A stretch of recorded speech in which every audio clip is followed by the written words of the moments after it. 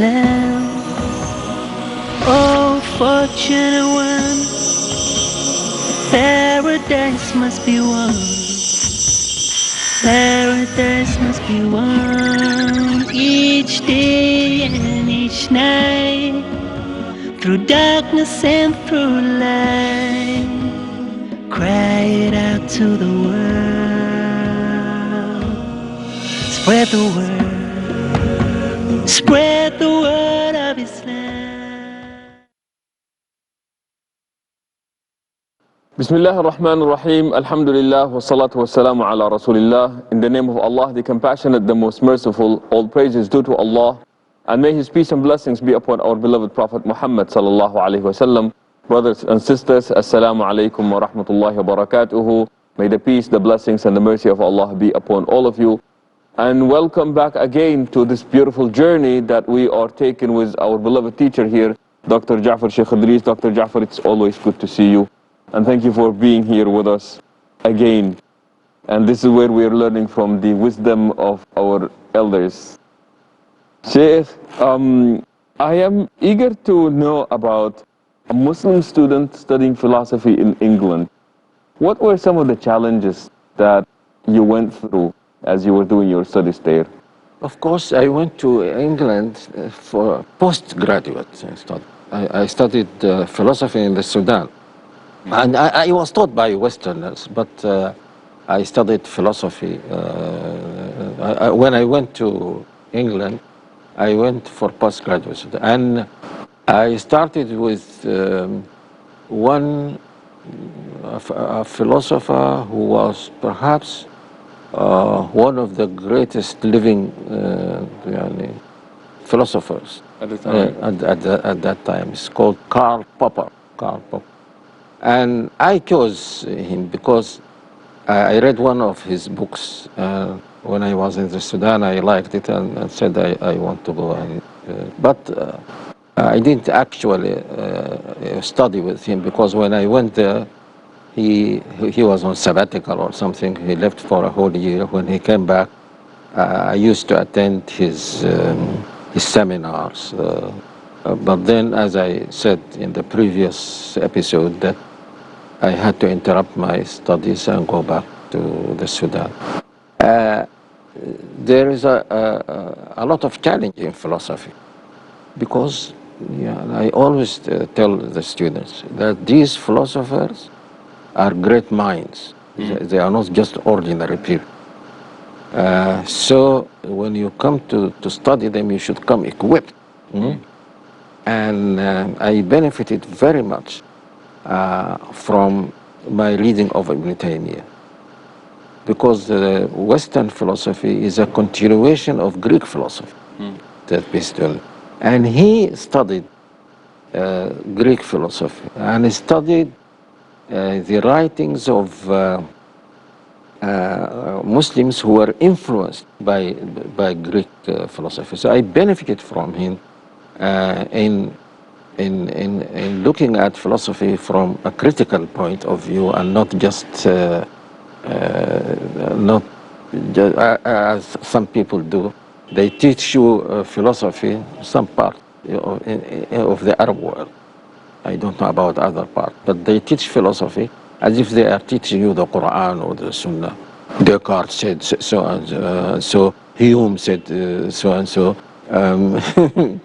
And if you criticize, it is as if you said something against a hadith of the Prophet or something. And I was fortunate that my teachers were not like this. In fact, they used to encourage criticism. This is something that I am grateful for my Western teachers for. They used to encourage us to criticize. And I remember that the first short essay that I wrote, very short, was on something that Socrates said, and they find puzzling. He says, virtue is knowledge. Virtue is knowledge. And they say, what is the relationship between virtue and knowledge? This is something. And I said, for us Muslims, this is something not puzzling at all. And I quoted the verse, إِنَّمَا يَخْشَى اللَّهَ مِنْ عِبَادِهِ الْعُلَمَاء. So there is khashya and there is ilm, and so on. And he liked that very much, and gave me distinction for this. With that. Now, and I am sure if I said this to someone in the Arab world at that time, he would say, what has the Quran to do with philosophy? Why are you quoting the Quran? But as I said, I was fortunate to study under people who were critical of their own philosophy. Sheikh, you said something about a person being equipped as they're studying philosophy. And if I, not to represent the teachers that you said would have not made the best of philosophy teachers, but I think that there is an impression out there that says that somehow Muslims are not necessarily intellectually equipped to make these types of challenges in philosophy or to philosophers. Why? Right from my own experience, even as a student, I made some challenges, and I remember one of them. Well, I was living in a hostel with an American, a white American, who was also postgraduate student. And I argued with him about something, and he told me, and many Americans are very innocent people. He said, I never thought that someone like you would be able to say something like this. Because many these Americans, they think that a black person cannot be intellectual. Or that someone also told me that he used to think that there are only two religions in the world, Christianity and Judaism, and so on. So I don't think that there is a problem. But I should also say that many of the people who studied philosophy in the Arab world, I say many, not all, made themselves just like students of Western philosophers. They keep translating, explaining, and so on. They don't challenge. They don't produce their own philosophy. And that is why many of the philosophers in the West, the real challenge comes for them from earlier scholars like Al-Ghazali, Ibn Taymiyyah, and so on. This philosopher under whom I studied was very fond of an idea which he thought was his. And after one seminar, I couldn't tell him in front of everyone. I told him there was a Muslim theologian who said the same thing that you are saying now. And he said, I told him about Ibn Taymiyyah. He told me that he knew nothing about Ibn Taymiyyah. And he told me, and he embarrassed me in fact, he said, you don't write about your people. That's why we don't know them. No. So Sheikh, going back to the idea of being equipped, what were you referring to as people who are studying Western philosophy? What do they need to be equipped? If you are a Muslim, you have to be equipped first with, you must have good knowledge of your deen. Otherwise, these people, as I said, that they are great minds, they will influence you. So you must have good knowledge of the Quran. You must read what earlier Muslim philosophers or theologians said on these different topics, because we know now that many of the ideas of the Western philosophers were taken from Muslims. I have no historical proof. But when I put some of what Al-Ghazali said with and compared it with what Hume, a very famous British philosopher, said, the supervisor said, Hume must have snatched this from Al-Ghazali. And the same they say about something that Descartes says, which is very similar to what Al-Ghazali said in his famous book, Al-Munqiz min al-Dalal. Something that, is said also about Kant and his what he said about intention, because there isn't much in Western philosophy or Western thought about intention, and they say that he must have gotten this from Muslim. So if you read what earlier Muslims said, and whether they are philosophers or theologians, because there isn't very big difference between the two. For example, we have great minds. A man like Razi was a great mind. Even Sheikh, I'm sorry, we have to hold on our thoughts regarding Razi and other great Muslim minds. We will take a short break and we will be back, so please stay tuned.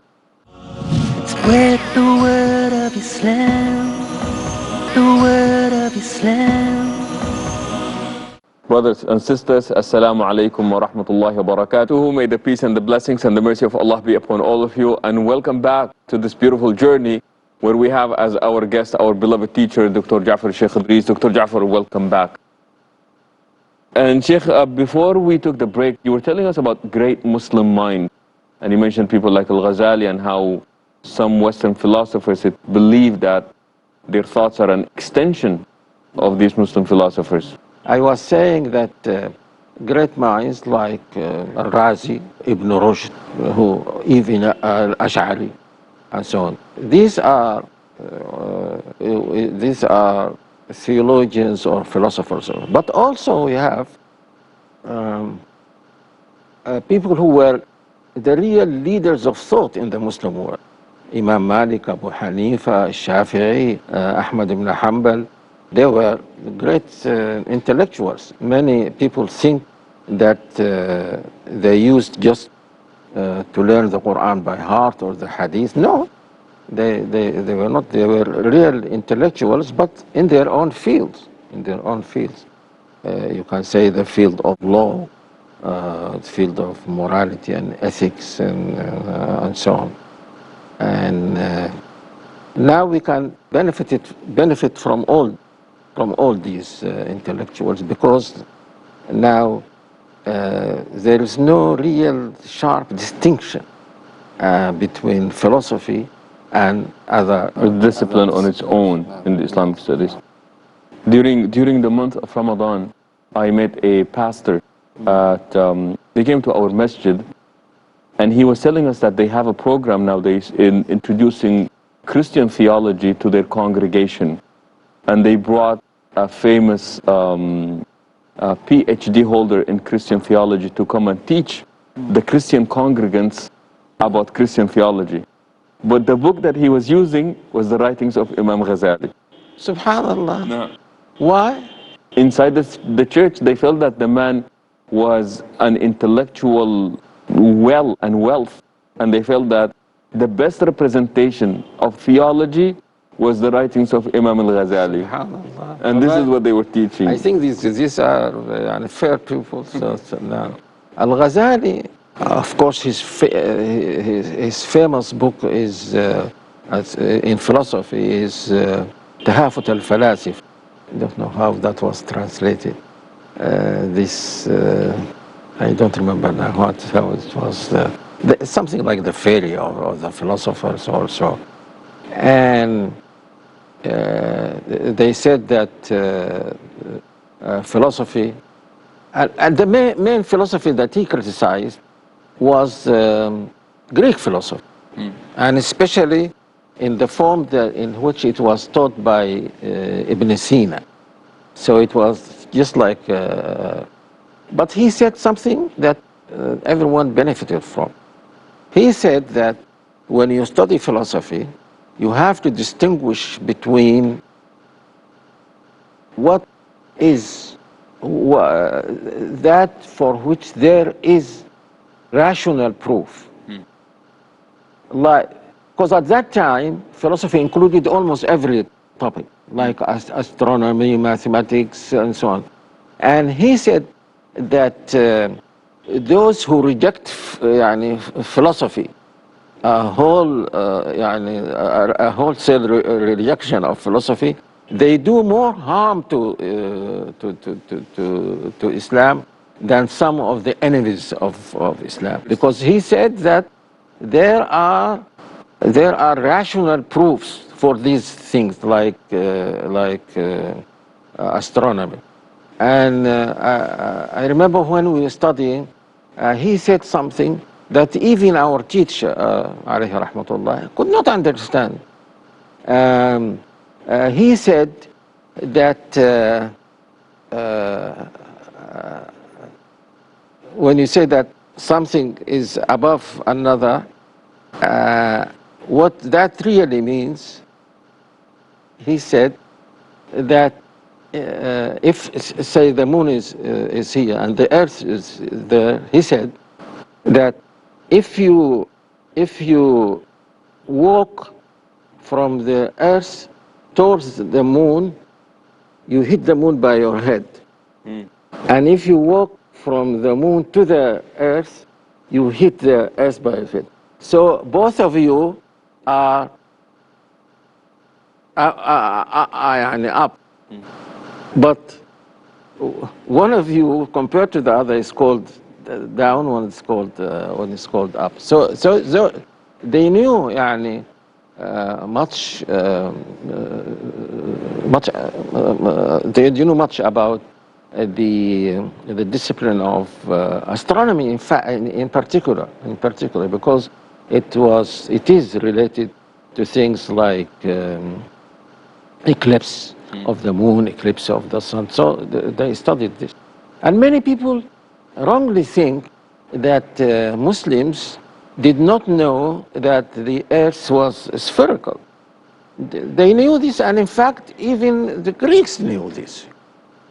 So Ibn Taymiyyah quotes, I think, Ibn Hazm, who lived, when did he live? Ibn Hazm said that earlier Muslims, even of the third Hijrah's century, knew about the fact that the earth was spherical, globe. Is there any hope that such kind of science will be revived in the Muslim Ummah nowadays? Well, it must be. I said in one of the episodes that now I think it is the duty of Muslim scientists not only to excel in their specializations, but to take part in spreading this common knowledge of science. I think that this is something that is very important. I tell some people, some of our sheikhs and so on, that some of this knowledge is important for you, even for your aqidah. You have to know where is the moon, not to be confused about. Now we know where is the moon, what is the distance between the earth and the moon, and so on. And this is something that is very important for a person to know.